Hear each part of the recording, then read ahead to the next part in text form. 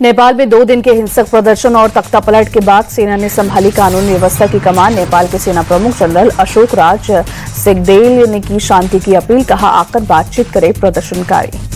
General Ashok Raj Sigdel ने कहा शांति, सुरक्षा और सद्भाव बनाए रखना नेपालियों की साझा जिम्मेदारी। सेना नेपाल की स्वतंत्रता, संप्रभुता, क्षेत्रीय अखंडता और एकता की रक्षा के लिए प्रतिबद्ध है। नेपाल की सड़कों पर उतरी सेना की बख्तर बंद गाड़ियां, उपद्रवियों पर एक्शन लेना किया शुरू। देर रात सड़क पर हंगामा कर रहे कई उपद्रवी हिरासत में लिए गए। केपी ओली के इस्तीफे के बाद प्रदर्शनकारियों की अंतरिम सरकार के गठन की मांग। प्रदर्शन के अगुआ बालेन शाह को प्रधानमंत्री बनाने की डिमांड की गई।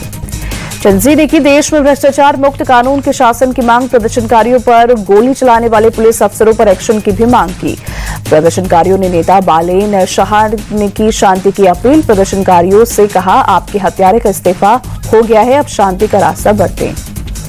पीएम मोदी ने नेपाल में हुई हिंसा को हृदय विदारक बताया, लोगों से की शांति की अपील। कहा नेपाल की स्थिरता, शांति और समृद्धि हमारे लिए अत्यंत महत्वपूर्ण है। नेपाल में भारी विद्रोह के बीच पीएम केपी ओली और राष्ट्रपति रामचंद्र पौडेल ने दिया इस्तीफा। इस्तीफे के बाद नेपाल की सड़कों पर जश्न। ओली के इस्तीफे के बाद भी नहीं बुझी नेपाल की आग। राष्ट्रपति भवन पर प्रदर्शनकारियों का कब्जा, तोड़फोड़ के बाद आग लगाई। नेपाल में भड़के विद्रोह से बिगड़े हालात। प्रदर्शनकारियों ने पीएम, राष्ट्रपति और गृहमंत्री के निजी आवास पर तोड़फोड़ और आगजनी की। नेपाल के वित्त मंत्री को प्रदर्शनकारियों ने दौड़ाकर पीटा, लात घुसे और थप्पड़ बरसाए। नेपाल के पूर्व पीएम देउबा को भी प्रदर्शनकारियों ने पीटा, घर में घुसकर उनके और उनकी पत्नी के साथ की मारपीट। ऊर्जा मंत्री दीपक खड़गा के घर पर भी अटैक, नोटों की गड्डियों को सरेआम उड़ाया, घर को लगाई आग। जनकपुर में सत्तारूढ़ पार्टी के दफ्तर और सीएम ऑफिस को किया आग के हवाले, कई इमारतों को भी पहुंचाया नुकसान। नेपाल के पूर्व गृहमंत्री रवि लामी छाने को प्रदर्शनकारियों को जेल में छुड़ाया, कई कैदी भी जेल से भागे। नेपाल में तख्तापलट के बाद बिहार नेपाल बॉर्डर पर बढ़ाई गई निगरानी। बिहार से नेपाल की तरफ भारतीयों के जाने पर लगी रोक। नेपाल से आ रही गाड़ियों की ली जा रही है तलाशी। पश्चिम बंगाल के सिलीगुड़ी में नेपाल सीमा पर बढ़ाई गई सुरक्षा। एसएसबी और बंगाल पुलिस की निगरानी बढ़ी। सीएम ममता बनर्जी की नेपाल सीमा से सटे जिलों में शांति बनाए रखने की अपील। कहा हमें उनके आंतरिक मामलों में दखल नहीं देना चाहिए। भारत सरकार ने जारी किया एडवाइजरी। नेपाल में भारतीयों को सतर्क रहने की दी सलाह, अनावश्यक यात्रा करने से बचें। एयर इंडिया और इंडिगो ने नेपाल की सभी फ्लाइट्स की रद्द। हिंसक प्रदर्शन को देखते हुए नेपाल के एयरपोर्ट आज दोपहर तक अस्थायी तौर पर बंद। एनडीए के उम्मीदवार सीपी राधाकृष्णन बने देश के 15वें उपराष्ट्रपति। विपक्ष के साझा उम्मीदवार बी सुदर्शन रेड्डी को 152 वोट से ही शिकस्त दी। सीपी राधाकृष्णन को उपराष्ट्रपति पद के लिए 452 सांसदों का मिला समर्थन, जबकि बी सुदर्शन रेड्डी 300 सांसदों ने किया वोट। उपराष्ट्रपति चुनाव में इंडिया गठबंधन टूटा, कम से कम 14 सांसदों ने क्रॉस वोटिंग की। बीआरएस और बीजेडी ने वोटिंग में नहीं लिया हिस्सा। राष्ट्रपति द्रौपदी मुर्मू ने सीपी राधाकृष्णन को दी जीत की बधाइयां। कहा सार्वजनिक जीवन में आपका दशकों का अनुभव देश के विकास में अहम योगदान करेगा। सीपी राधाकृष्णन को जीत की बधाई देने पहुंचे पीएम मोदी। कहा पूरा भरोसा वो बेहतरीन उपराष्ट्रपति होंगे। प्रहलाद जोशी के घर पर गृहमंत्री अमित शाह ने सीपी राधाकृष्णन से मिलकर दी बधाई। पीयूष गोयल भी रहे मौजूद। रक्षा मंत्री राजनाथ सिंह ने पटका पहना कर सीपी राधाकृष्णन को दी बधाई। जीत की खुशी में मिठाई भी खिलाई। एमपी के सीएम डॉक्टर मोहन यादव ने सीपी राधाकृष्णन को दी जीत की बधाइयां। कहा निश्चित ही वो उपराष्ट्रपति पद की गरिमा को बढ़ाने का काम करेंगे। सीपी राधाकृष्णन की जीत का जश्न शुरू। तमिलनाडु के तिरुपुर में उनके घर पर की गई आतिशबाजी। कांग्रेस अध्यक्ष मल्लिकार्जुन खड़गे ने सीपी राधाकृष्णन को दी शुभकामनाएं। लिखा उम्मीद है कि संसद की परंपरा को कायम रखेंगे और बिना सत्ता के दबाव में आए विपक्ष को सम्मान स्थान देंगे। पश्चिम बंगाल के सीएम ममता बनर्जी की मांग, आधार की तरह एपिक कार्ड को भी एसआईआर में शामिल किया जाए। राजस्थान में धर्मांतरण विरोधी बिल पास, उम्र कैद और 50 लाख रुपए तक के जुर्माने का प्रावधान। धर्मांतरण कराने वाली संस्थाओं पर बुलडोजर एक्शन भी होगा। राजस्थान के मंत्री अविनाश गहलोत बोले संविधान में प्रलोभन देकर धर्म परिवर्तन की इजाजत नहीं। जयपुर में बीजेपी विधायक दल की बैठक में हंगामा। सीएम की मौजूदगी में मंत्री किरोड़ी लाल मीणा और विधायक जितेंद्र गोठवाल भी बहस। कैबिनेट मंत्री छगन भुजबल की महाराष्ट्र सरकार से अपील, कुणबी जाति प्रमाण को लेकर जारी जीआर वापस लें। डोडा में आप समर्थकों और पुलिस में झड़प, पुलिस पर किया पथराव, रोकने के लिए पुलिस ने आंसू गैस की गोली दागी। मालेगांव ब्लास्ट केस के पीड़ितों ने बॉम्बे हाईकोर्ट का किया रुख, प्रज्ञा ठाकुर समेत 7 की रिहाई को किया चैलेंज।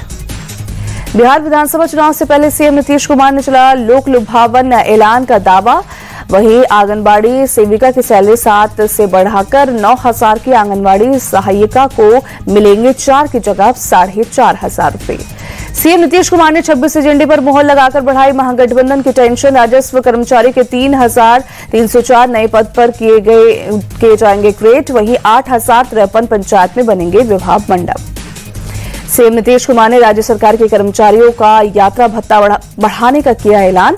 6 शहरों में एलपीजी शवदाह गृह बनाए जाएंगे। बिहार विधानसभा चुनाव को लेकर दिल्ली में कांग्रेस अध्यक्ष मल्लिकार्जुन खड़गे के आवास पर बड़ी बैठक। राहुल गांधी और खड़गे सहित बिहार से जुड़े सभी नेता हुए शामिल। बिहार विधानसभा चुनाव के दौरान पार्टी की रणनीति पर हुई चर्चा। गठबंधन के 7 सीटों के बंटवारे और चुनावी मुद्दों पर भी हुआ मंथन। बिहार कांग्रेस प्रभारी कृष्णा अलावरू का बयान, कहा कैंपेन घोषणा पत्र से लेकर सीट बंटवारे पर हुई चर्चा। यूपी के बस्ती को सीएम योगी की सौगात, सरस्वती शिशु मंदिर के नए भवन का शिलान्यास किया। आरएसएस के पदाधिकारी भी मौजूद रहे। सीएम योगी ने युवाओं को किया आगाह, कहा सोशल मीडिया से चल रहा धर्म और जातियों को बांटने का कुचर्क। अखिलेश यादव को बीजेपी पर अटैक, कहा पूरा देश जानता है बीजेपी इस्तेमाल पार्टी है। गया में लालू प्रसाद ने परिवार के साथ पिंडदान किया। तेजस्वी बोले भगवान विष्णु की कृपा बिहार के लोगों पर हो। लालू प्रसाद के पिंडदान पर जेडीयू नेता नीरज कुमार का तंज, कहा उम्मीद है भ्रष्टाचार वंशवाद का भी पिंडदान किया हो। पान घोटाले मामले में दिल्ली से एमपी तक ईडी का एक्शन, 10 जगहों पर चलाया तलाशी अभियान। दिल्ली सचिवालय पर मौलाना आजाद मेडिकल कॉलेज को बम से उड़ाने की धमकी निकली। फर्जी, पुलिस ने सभी स्थानों को सुरक्षित घोषित किया। पटना में बीपीएससी अभ्यर्थियों का प्रोटेस्ट, बीपीएससी टीआरई 4 के लिए सीटों की संख्या बढ़ाने की मांग को लेकर प्रदर्शन। बीपीएससी अभ्यर्थियों के साथ पुलिस की झड़प, छात्रों को हटाने के लिए पुलिस का हल्का बल प्रयोग। पटना में बीजेपी दफ्तर के बाहर चपरासियों का प्रदर्शन, नियुक्ति पत्र मिलने में 15 साल की देरी को लेकर हल्ला बोल। दरभंगा में अवैध संबंधों के आरोप में युवक और शादीशुदा महिला की पिटाई, गांव वालों ने घर से बाहर निकालकर पीटा।